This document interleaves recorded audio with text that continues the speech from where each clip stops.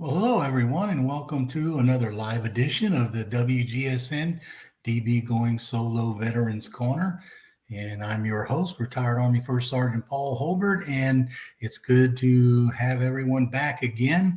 It's good to see our studio is up and running, and our folks down there survived the storm okay, and we're glad to be back on the air with you, providing you more information in our show about veterans, their lives, and their adventures and what they're doing now, and bringing you stories of veteran service providers and how they support our veterans and our families.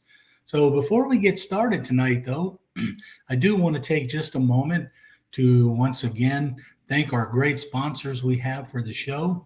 And I have to tell you, I mean, you folks, I'm sure, can imagine how important these sponsors are to shows like ours. And we've had two great ones for the last several years. So we really want to take the time to thank them. And there are the hearts across the bottom of the screen because we really do appreciate their sponsoring our veterans program. Of course, first we have Nationwide IT Services. NIS is a service disabled veteran owned small business owned by retired Army Warrant Officer C.K. Park and his wife. CK and his crew make their operations in Fairfax, Virginia, and you can see their information on the screen. I have to tell you, I mean, if you're a business owner in need of support to help run your business, organize or improve it, and you need help no matter what it is with training development, IT security, 360-degree assessments, project management, whatever you need, I will guarantee you that CK Park and his crew can help you. They're a successful business and have been in business for quite a few years now. And one of the things I really have to admire about CK and his organization is they employ about 50% of his 200-person workforce are all veterans. So he supports not only our show, but veterans in the communities around the United States where he hires them to work in his company. So we want to thank them. We also want to take a moment to thank Quest Jewelers of Merrifield, Virginia. Quest Jewelers, the owners, Pete and Juan Tain, are a couple of really great guys. And I have to tell you, I can tell you from personal experience, if you want something beautiful, whether it's a specific designer, a jewelry designer, he normally will have them in his store, online, or in his showcase. But if you want something special for that special someone, contact him, and I tell you, he can design and help you design some of the most beautiful custom pieces that you're going to find. So I encourage you to give them a call. Go to their website, questjewelers.com, look them up, and you can tell them that Paul sent you. Tell Pete that Paul sent you, and he'll hook you up. So I want to thank those sponsors. And for those of you that have watched our show, whether it's just sporadically or maybe on a regular basis, and we hope there are a few of you out there, we're going to do something a little different tonight. And normally, as you know, if you've watched the show, I normally will have a veteran guest on each week that we appear, or a veteran service provider from an organization that services veterans and their families. Well, tonight I'm going to do something a little different and change our format up, and we're going to start interjecting this format into the show itself. And what I mean by that is I'm going to start covering some topics as a single lonely host up here on the screen to talk to you about things that I think are important to not only veterans and their families, but to our listeners in general, to help you relate to veterans and people that have served in the military. So we're going to start that off tonight. I hope you'll bear with me because this is my first shot at doing a lonesome show. But I'm going to give it my best, and I'm sure I'll get used to it, and we will progress as we go.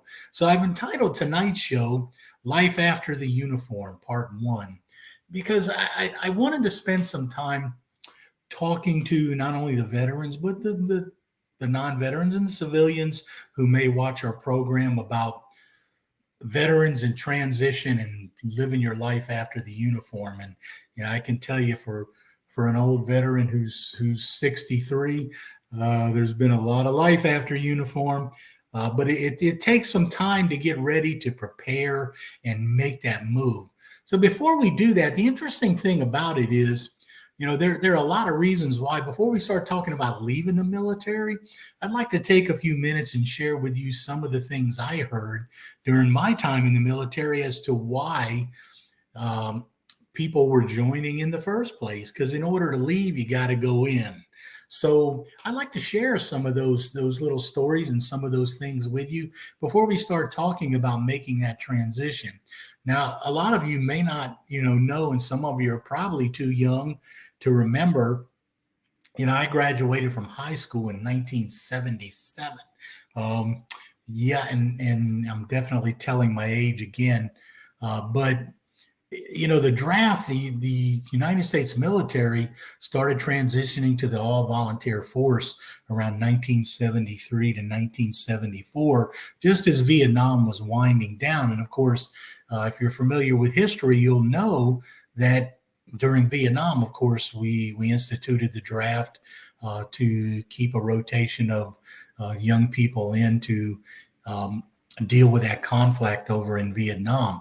And I've had a number of Vietnam veterans on the show, really good people to talk to, really good experiences and stories. But we went to the all volunteer force around 1973 into 1974.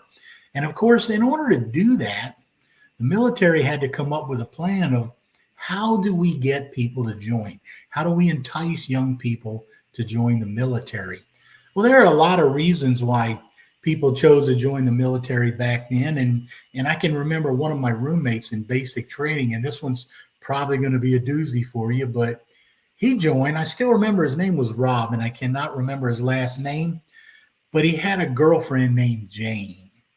And Rob, if you're out there listening somehow and this strikes your memory, I hope you will drop me a note, because you can see how to get a hold of me on the show and on the website. I would love to hear from you. But Rob was a roommate of mine, and I was fortunate. I went to basic training at Fort Sill, Oklahoma in 1981. So we were not living in the open bays there. We had 4-person room. And Rob was one of my roommates. And as you know, we got into basic training, got to know each other. We started talking, and Rob had the most unusual reason for joining the military. Rob was engaged to his girlfriend, Jane, but in order to get married, he had to have some type of gainful employment with decent income. Now, I'm not saying that you made a lot of money in the Army back in 1981, but at least it was something that Rob could deal with. So that was his reason for joining. And of course, you can imagine he caught a lot of ribbing over why he had joined the Army. We couldn't believe it. You joined because of a lady, because of a woman. What were you thinking? So anyway, it was a lot of good ribbing with Rob. But, there are a lot of reasons why people join the military. And I just like to just briefly touch on some of those. And of course, the one of them I just touched on. There are people that decided to join because they were looking for something. Either they didn't have a job, they didn't have training, and they thought that the military offered them a good way to get into that, to get into a career, get some training and get paid and learn something and start their lives off. And I ran into a lot of folks who joined the military for that particular reason. So it's definitely not an unusual reason. Another reason why people joined the military at that time, because the military did have to come up with ways to entice people, was they would offer you educational benefits for the time, not only while you were in, but once you left. You received educational benefits for college, and a number of the jobs that you enlisted for when you joined also paid enlistment bonuses because they were in critical need in the military. So there were people that joined because they were looking for that career start, that job. Some of them joined because they got a career start and a bonus. I was one of those lucky people that when I joined, I just so happened I took my first initial job in the military. It was in field artillery, and it was in a job where I didn't even realize it at the time when I selected it, had a $4,000 enlistment bonus. So needless to say, I was happy when I found out after I had selected it that the Army was going to pay me an extra chunk of money once I finished my training. So again, Another reason why people join. And then we start getting into, there are people that have a deep rooted tradition within their family. It's a family tradition. Their grandfather served in the military.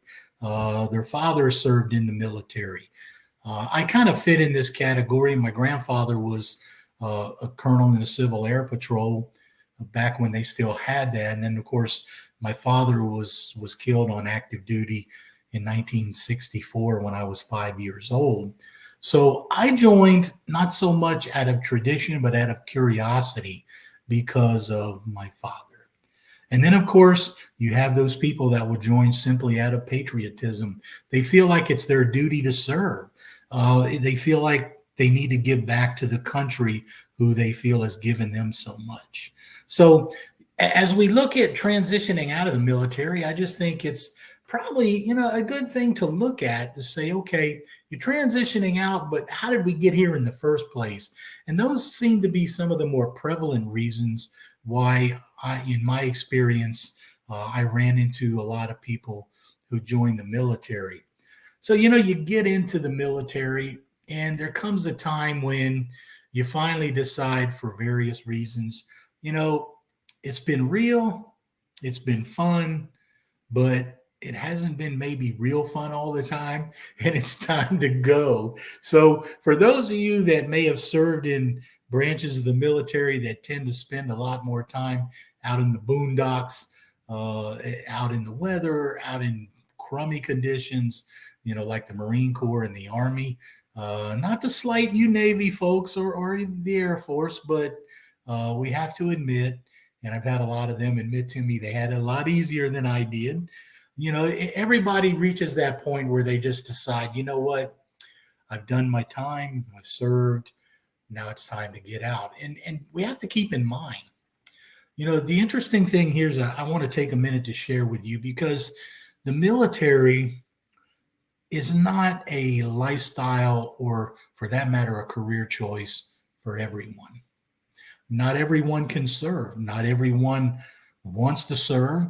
Not everyone is qualified to serve. And the real scary thing that I just recently read about a week ago, there was an article where the Pentagon released the report of a study that said approximately 66% of the young people in America between the ages of 18 and 24 are simply unqualified now to serve in the military.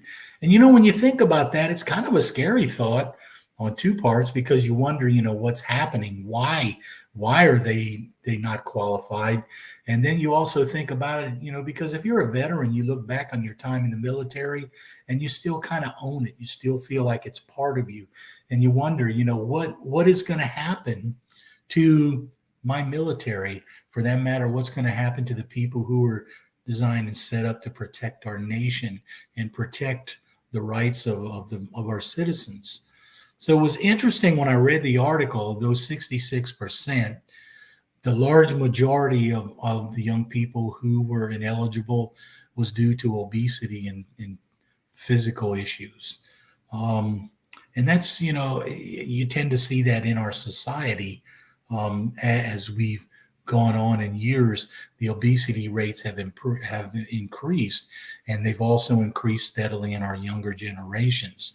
So I continue to read, and then, of course, a portion of that 66% was ineligible due to drug-related issues, drug use, drug addiction,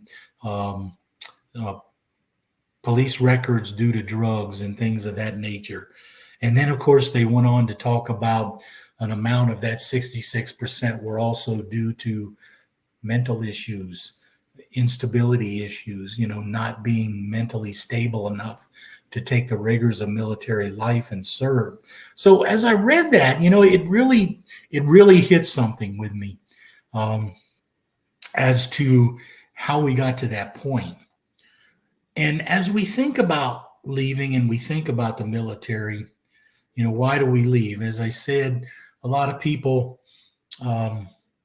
simply cannot serve, so they don't join. A lot of people decide, it's time. I came in, I did my time, did my enlistment. You know what? I want to get out. I want to do something else with my life. I'm going to take advantage of those educational opportunities that the military has afforded me. And by the way, folks, still do for those of you that are thinking of military service. And they decide to leave and go to school. And I can tell you that two of my three boys who served time in the military took well advantage of that. And one of the younger ones is actually getting ready to graduate this year from college after leaving the Marine Corps. So it's definitely an advantage. It's something that's there if you serve. And it's a reason to say, get out. It's time. Some people are injured on active duty and they can no longer serve. And that's where we start getting into when you leave service, contacting the VA. And we're going to talk about that in another show. But that's another reason why. Some people are just ready. No particular reason. They just realize, yeah, I've done my enlistment. Don't think I want to keep doing this. Maybe it wasn't what I thought. But you know what? I'm ready to go. And then, of course, finally, for those of us who are crazy enough and can do it, we finally stick around till it becomes time to retire. And we say, you know what? I've done this long enough. It's time to continue and move on with the second part of my life. So, having said all that, I just wanted to kind of set the groundwork as to why are we in? Why do we join in the first place? And what are some of those things that prompts us to leave the military when we decide to? And I just want to share something with you, though, when we start talking about leaving the military. And it's a troubling trend that I've seen more of late over the last couple of years. And I have to tell you, every vet who serves should be proud of serving and being a vet. You should be proud of what you did for the country. And when I say proud, I mean proud in the fact that you did something that, first of all, not everyone can do, not everyone wants to do, and you did something in service to your nation. So when I mean proud in that respect. I don't mean haughty. I don't mean cocky. I don't mean stuck up. And, to be quite honest with you, we're starting to see a lot more of that. And what I'm talking about is, the military is a hard life. It's not for everyone. But if you're a veteran, you need to keep in mind, it's a humbling experience because when you're a veteran, what did you do? You served. You served the nation. You served our fellow citizens, and you served yourself as well for doing what you did.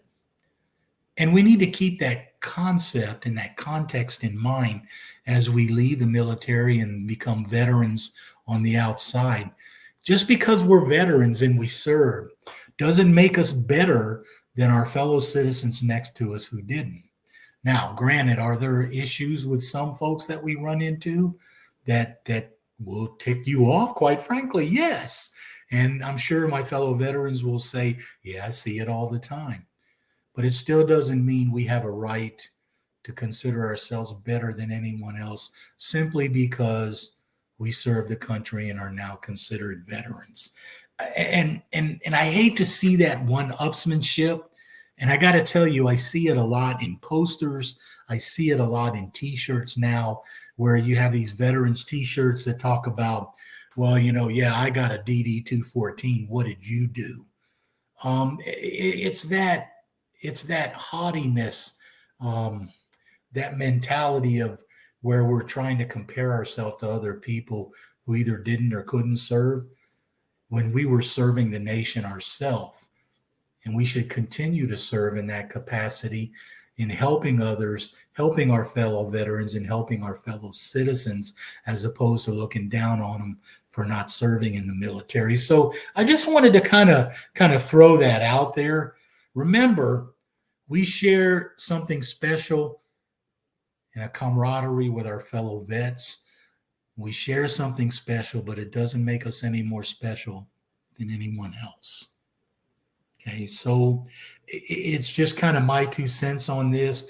I have to tell you that when people first started telling me, coming up to me on the street and saying, oh, thank you for your service. And at first I was very uncomfortable, but I've gotten used to it. And I always make sure when somebody does come up and recognize me and thank me, I always thank them back.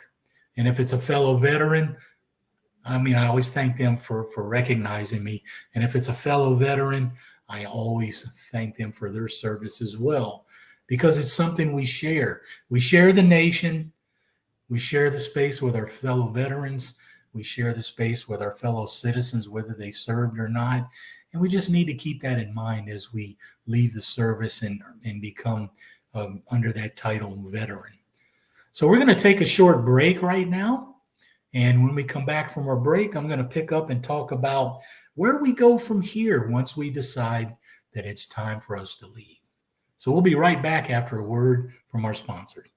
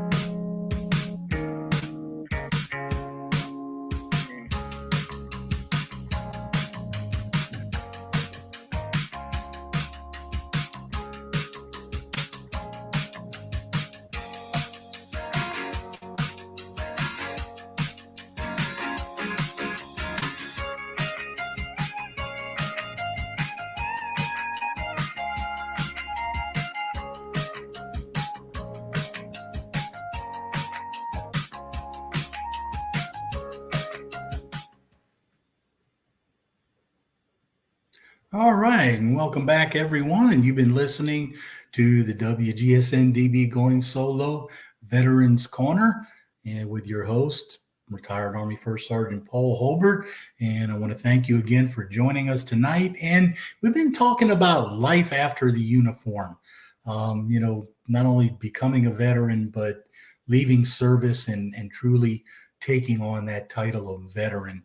So, I talked a little bit in our first segment about, the decisions people make to join the military, and then how we transition those decisions to finally know when it's time to go. And everyone has their own reasons. So I want to talk about where do we go from here? So, we've made the decision. We've decided, yeah, I think it's time to go. I've spent one too many deployments in the boondocks. I've spent one too many nights sleeping in the freezing snow or the rain, or working in a gully washer on a runway somewhere in the middle of nowhere. Whatever it is, we finally said it's time to go, and it's time to make that transition. Now, when I talk about transition, and as I mentioned at the beginning of the show, I'm going to do a series of these shows about life after the uniform, and this is just the first part. But when I talk about making those transitions, I'm not going to get into anything too specific about transition services. And the reason why is because all the military bases have transition service offices. They all operate a little differently, and they all provide a variety of different services. So there's no way that I could even attempt to try to cover anything specific. I did learn one thing really interesting about the transition service. My wife and I spent a good bit of the summer down at MacDill Air Base down in Tampa. Took our RV down there and enjoyed some summer weather. And of course, and my wife also got to enjoy the gnats and the mosquitoes, because they really seemed to like her. But other than that, it was a good time. And I learned something as I was driving on post one day. that they actually have a retirement services office there.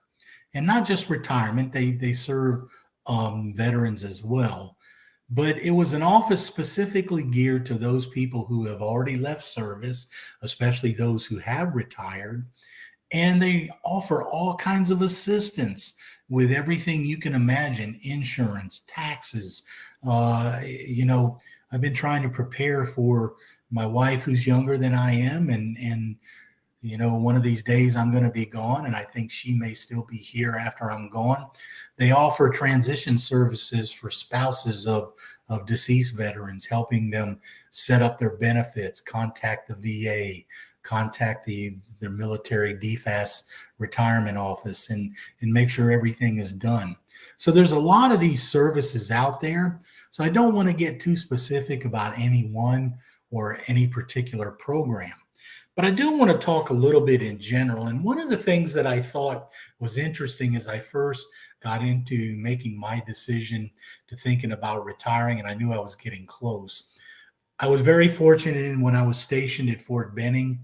I was an instructor there for about 3.5 years, and it gave me the perfect opportunity to be able to go back and continue my education. So I was able to go and finish my undergraduate degree. I crammed my master's degree in HR in a year because I didn't know how much longer I was going to be there.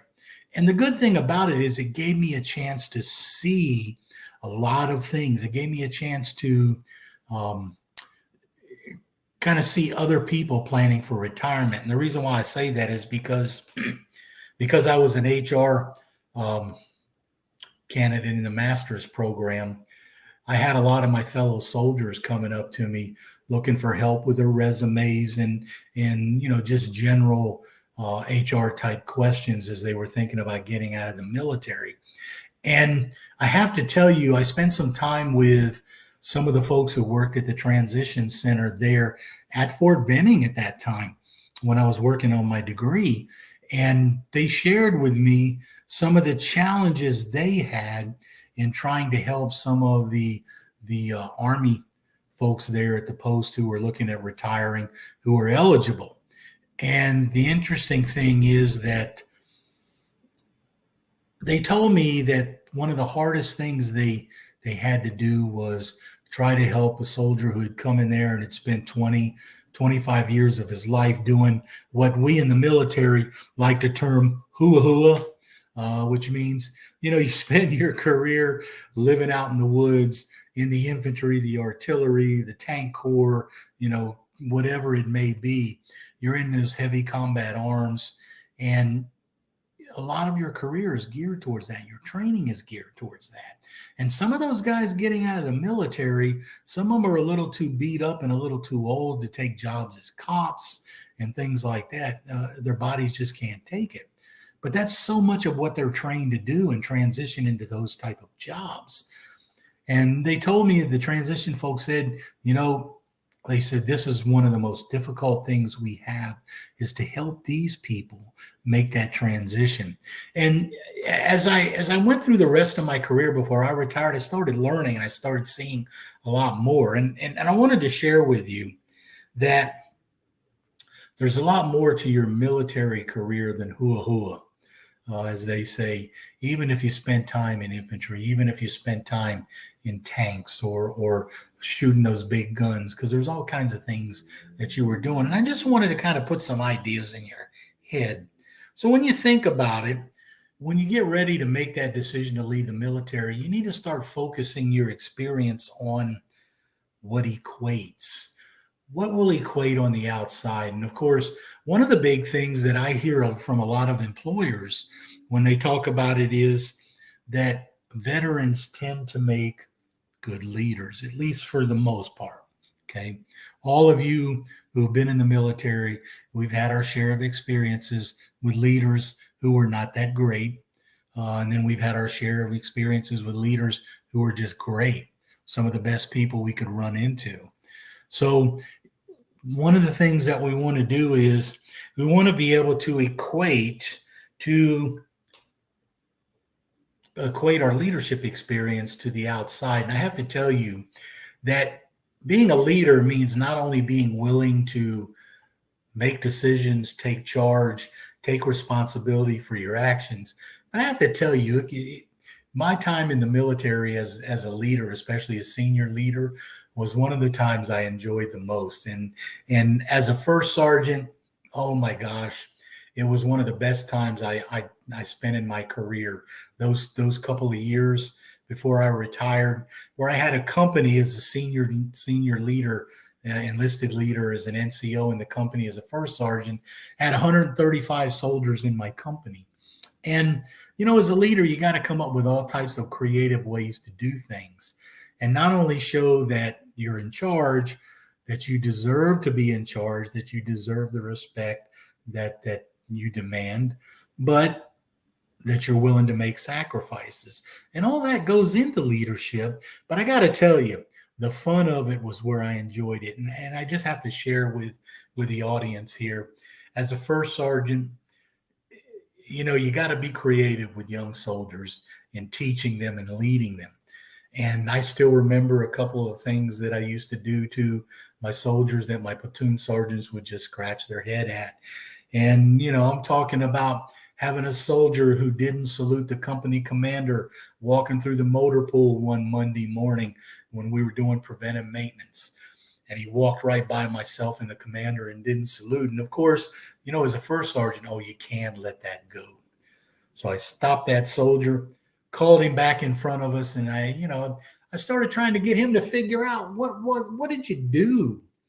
So I said, who is this? And I pointed to the company commander, and poor soldier standing there at parade rest, his hands behind his back, and he says, well, first sergeant, that's our commander. I said, yeah, it sure is, isn't it? So what do you do when you pass an officer outside? When the light went off in his head, of course. And he realized right away what he had done. He had not saluted the company commander outside. And of course, he came to attention and saluted, and he apologized to the commander. And he said, sir, I'm very sorry. I wasn't thinking, wasn't paying attention to what I was doing. And I said, yeah, we're going to address that right now. So I told him, I said, I want you to go back to our company headquarters. And I want you to stand there at attention at the front door of the headquarters. And everyone who comes in and out that door, I want you to come to attention, open the door, and salute them as they go in or out. And then I want you to stay there till I come back. And that poor soldier took off. And about a half an hour later, I went back to the company. And sure enough, there he was standing outside the door, saluting everyone going in and out. And when I got back, I pulled him aside. I said, you know why you're doing that, right? And he goes, yes, I do, First Sergeant. I'm sorry. I know what I did. I said, you won't do that again, will you? He goes, oh, no, I won't forget again.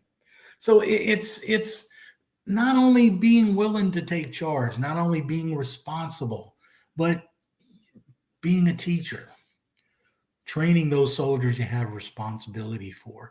And even if you're a young soldier, you learn leadership skills in the military that you can equate to your civilian career when you get out. Organization, planning. The military teaches you how to plan, how to organize, whether it's just, preparing for inspections. Young soldiers have to prepare for inspections and write mission drills and mission orders and things of that nature. And they just don't think about all the things that they do that they can equate. And finally, the military teaches you no end of flexibility. If you learn nothing else in the military, you learn to be flexible. And many is the time I was called out of my house at 3:00 in the morning, lock, stock, and barrel with a duffel bag in one arm and a pack in the other. Showed up at my unit. They take us down to the airfield, especially when I was in the 101st Airborne at Fort Campbell, Kentucky. They put us on a plane. We'd take off. We'd fly around for 3 or 4 or 5 hours and then turn around. It was a drill and come back and land at Fort Campbell's airfield again, just in time to go back and finally later on be debriefed. And then finally about 6, 7 o'clock that night, we finally got to go back home. And so the military teaches you got to be flexible. And with that flexibility comes preparation, and organization. So when you start thinking about it, leaving the service, there are a lot of things you do in the military that we can equate. Even if you spent your time in an infantry unit and you only spent 4 years, you learned a lot of skills. Now, I'm not going to get into this tonight. I'm going to save it for my next show. But I kind of wanted to lead into that because I got a lot of requests for soldiers who wanted me to teach them how to write their resume as they prepare to leave the military. And I have to tell you, between my master's in HR and my direct experience that I had helping, I kind of became the go to Sergeant Holbert. He can help you do it. He'll help you write a resume. And again, didn't mind doing it as part of that mentorship and that leadership that comes with your military career. So when I come up with part two and we sit down and we have part two of life after the uniform, I'm going to start by talking a little bit about that resume and some of the things we can do and some of the ways that you can make it easier and some of the ways you can make it better. But to give you just a hint of a teaser, hopefully to make you come back and watch the next segment. One of the things they always told us in the military is we talk in too many acronyms. And I guess you could say that's true. And a lot of soldiers, I saw them preparing a resume where the resume was full of military acronyms where no one could understand what the heck they were talking about if they had not served in the military. So that's one of the things that we try to teach these folks is to get out of the acronym trap. So I just want to read a little something here to you. And if you're a veteran out there, especially in the Army, you're going to completely understand this. And it'll give you an idea of how confusing this can be. So let me just share this with you. I told my friends they needed my MOS to teach at USASMA. So